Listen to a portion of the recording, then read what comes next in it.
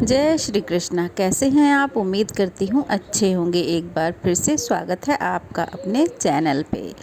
तो please video को देखा कीजिए, बहुत सारा प्यार दीजिए, वीडियो को लाइक कीजिए, चैनल को सब्सक्राइब कीजिए। उम्मीद है इससे पहले का अध्याय आपने ज़रूर सुना होगा। तो चलिए आज का अध्याय शुरू करते हैं।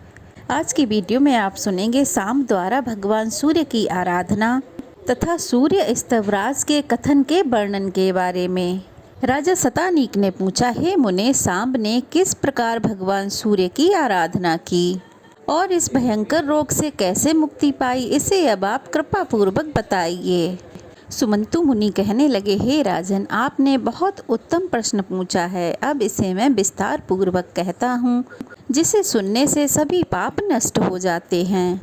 नारद जी के द्वारा सूर्य भगवान का महात्म्य सुनकर सांब ने अपने पिता श्री कृष्णचंद्र के पास जाकर विनय पूर्वक पूछा कि भगवान, मैं अत्यंत दारुण रोग से ग्रस्त हूँ। वैद्यों द्वारा बहुत औषधियों का उपयोग करने पर भी मुझे शांति नहीं मिल पा रही है। अब आप मुझे आज्ञा दीजिए कि मैं वन में जाकर तपस्या द्वारा इस भयंकर रोग से मुक्ति प्राप्त कर सकूं। पुत्र के वचन सुनकर श्री कृष्ण ने आज्ञा दे दी और सांब अपने पिता से आज्ञा लेने के बाद सिंधु के उत्तर में चंद्रभागा नदी के तट पर लोक प्रसिद्ध मित्रवन नाम के सूर्य क्षेत्र में जाकर तपस्या करने लगे। वे उपवास करके सूर्य देव की आराधना में तत्पर हो गए। उन्होंने इतना कठोर तप किया कि उनका अस्थि मात्र ही शेष रह गया। वे प्रतिदिन इस कुह स्त्रोत से दिव्य अव्यय प्रकाशमान आदित्य मंडल में स्थित भगवान भास्कर की स्तुति करने लगे कि हे प्रजापति परमात्मन, आप तीनों लोकों के नेत्र स्वरूप हैं। आप संपूर्ण प्राणियों के आदि हैं, अतः आदित्य नाम से विख्यात हैं। आप इस मंडल में महान पुरुष के रूप में दैदिव्यमान हो रहे हैं। आप ही अचित स्वरूप विष्णु और पितामह हैं, ब्रह्मा हैं, रुद्र महेंद्र, वरुण आकाश, पृथ्वी जल, वायु चंद्र मेघ, वेग विभावसु, यम के रूप में इस दैदिव्यमान मंडल में आप ही प्रकाशित हैं। ये आपका साक्षात महादेवमय व्रत अंड के समान है। आप काल और उत्पत्ति स्वरूप हैं। आपके मंडल के तेज से संपूर्ण पृथ्वी व्याप्त हो रही है। आप सुधा की वृष्टि से सभी प्राणियों को परिपूर्ण करते हैं। हे विभावसु, आप ही अंधस्थ, म्लेच्छ जातीय और पशु पक्षियों की योनि में स्थित प्राणियों की रक्षा करते हैं। गलित कुष्ठ आदि रोगों से ग्रस्त तथा अंध और बधिरों को भी आप ही रोग मुक्त करते हैं। हे देव, आप तो शरणागतों के रक्षक हैं। संसार चक्र मंडल में निमग्न निर्धन अल्पायु व्यक्ति की आपने सर्वथा रक्षा की है। आप प्रत्यक्ष दिखाई देते हैं। आप अपनी लीला मात्र से ही सभी का उद्धार कर देते हैं। आर्त और रोग से पीड़ित मैं दूतियों के द्वारा आपकी स्तुति करने में असमर्थ हूँ। प्रभु, आप तो ब्रह्मा विष्णु और महेश आदि से सदा स्तुत होते ही रहते हैं। महेंद्र सिद्ध गंधर्व अप्सरा कुयद आदि स्तुतियों के द्वारा आपकी सदा आराधना करते रहते हैं। जब ऋक यजु और सामवेद तीनों आपके मंडल में ही स्थित हैं, तो दूसरी कौन सी अन्य पवित्र स्तुति आपकी गुणों का पार पा सकती है। आप ध्यानार्थियों के परम ध्यान और मोक्षार्थियों के परम मोक्ष द्वार हैं। अनंत तेज राशि से संपन्न आप नित्य नित्य अशोभ्य अव्यक्त और निष्कल हैं। हे जगतपते, इस स्तोत्र में जो कुछ भी मैंने कहा है, इसके द्वारा आप मेरी भक्ति तथा दुखमयी परिस्थिति अर्थात कुष्ठ रोग की बात को जान लीजिए और मेरी इस विपत्ति को दूर कीजिए। तब सूर्य भगवान कहने लगे, हे जामवंती पुत्र, मैं तुम्हारी स्तुति से अत्यंत प्रसन्न हूँ। तुम मुझसे जो कुछ भी चाहते हो वह कहो। तब सांब कहने लगे, भगवान, आपके चरणों में मेरी दृढ़ भक्ति हो, यही वर मैं चाहता हूँ। सांब की बात सुनकर भगवान सूर्य नारायण फिर कहने लगे, वत्स, ऐसा ही होगा। मैं तुमसे अत्यंत संतुष्ट हूँ। सुब्रत, दूसरा वर मांगो। तब सांब ने कहा, भगवान, मेरे शरीर में रहने वाला ये मल कुष्ठ आपकी कृपा से दूर हो जाए।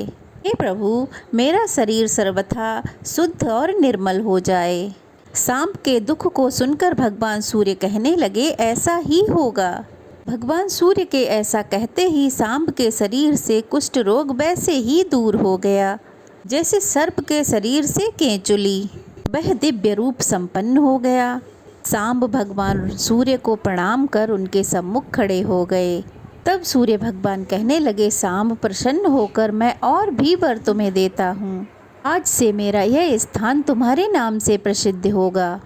लोक में तुम्हारी अक्षय कीर्ति होगी। जो तुम्हारे नाम से मेरा मंदिर बनाएगा उसे सनातन लोक प्राप्त होगा। इस चंद्रभागा नदी के तट पर तुम मेरी स्थापना करो। मैं तुम्हें स्वप्न में दर्शन देता रहूँगा। ऐसा कहकर सूर्य भगवान प्रत्यक्ष दर्शन देकर अंतर्ध्यान हो गए। इस सांबकृत स्तोत्र को जो भी व्यक्ति भक्ति पूर्वक तीनों काल में पढ़ता है, अर्थात 7 दिन में 121 बार हवन अर्थात पाठ करता है, तो राज्य की कामना करने वाला राज्य प्राप्त करता है और धन की कामना करने वाला धन प्राप्त कर लेता है और रोग से पीड़ित व्यक्ति वैसे ही रोग मुक्त हो जाता है जैसे सांब कुष्ठ रोग से मुक्त हुए। मंतु मुनि बोले, राजन, तपस्या के समय रोग से दुर्बल सांब ने सूर्य देव की स्तुति उनके सहस्त्र नाम से की थी। उसे दुखी देखकर स्वप्न में भगवान सूर्य ने सांब से कहा था, सांब, सहस्त्र नाम से मेरी स्तुति करने की आवश्यकता नहीं है। मैं अतिशय गोपनीय, पवित्र और 21 शुभ नामों को तुम्हें बता रहा हूँ। प्रयत्न पूर्वक उन्हें ग्रहण करो। उनके पाठ करने से सहस्त्र नाम के पाठ का फल प्राप्त होगा। मेरे 21 नाम इस प्रकार हैं। पहला, विकर्तन अर्थात पत्तियों को काटने और नष्ट करने वाले। दूसरा, विवस्वान अर्थात। तीसरा, मार्तंड अर्थात जिन्होंने अंड में बहुत दिन निवास किया। चौथा, भास्कर। पांचवा, रवि। छठा, लोक प्रकाशन। सातवां श्रीमान। आठवां, लोक चक्षु। नवा, ग्रहेश्वर। 10वां, लोक साक्षी। 11वां, त्रिलोकेश। 12वां, कर्ता। 13वां, हर्ता। 14वां, तमिश्रहा। 15वां, तपन। 16वां, तापन। 17वां, शुचि। 18वां, साताश्ववान। 19वां, गर्भस्थी हस्त। 20वां, ब्रह्मा। 21वां, सर्वदेव नमस्कारम। सांब, ये 21 नाम मुझे अतिशय प्रिय हैं। ये स्तवराज के नाम से प्रसिद्ध हैं। यह स्तवराज शरीर को निरोग बनाने वाला, धन की वृद्धि करने वाला और यशस्कर है और तीनों लोकों में विख्यात है। महाभावों, इन नामों से उदय और अस्त दोनों संध्याओं के समय प्रणत होकर जो मेरी स्तुति करता है वह सभी पापों से मुक्त हो जाता है। मानसिक, वाचिक और शारीरिक जो भी दुष्कृत है वे सभी एक बार मेरे सम्मुख इन मंत्रों का जाप करने से ही नष्ट हो जाते हैं। यही मेरे लिए जपने योग्य तथा हवन, संध्या उपासना है। बलि मंत्र, वर्ग मंत्र, धूप मंत्र इत्यादि यही है। अन्न प्रदान, स्नान, नमस्कार, प्रदक्षिणा में ये महामंत्र प्रतिष्ठित होकर सभी पापों का हरण करने वाले हैं और शुभ करने वाले हैं। ऐसा कहकर जगतपति भगवान भास्कर कृष्ण पुत्र सांब को उपदेश देकर वहीं अंतर्ध्यान हो गए। सांब भी इस स्तवराज से तास वाहन भगवान भास्कर की स्तुति कर निरोग, श्रीमान और उस भयंकर शारीरिक रोग से सर्वथा मुक्त हो गए। जय श्री कृष्णा। आज का अध्याय यहीं समाप्त हुआ। उम्मीद है ये कथा भी आपको अवश्य पसंद आई होगी। पसंद आई हो तो कमेंट कीजिए, चैनल को सब्सक्राइब कीजिए, वीडियो को ज़्यादा से ज़्यादा शेयर कीजिए और लाइक कीजिए।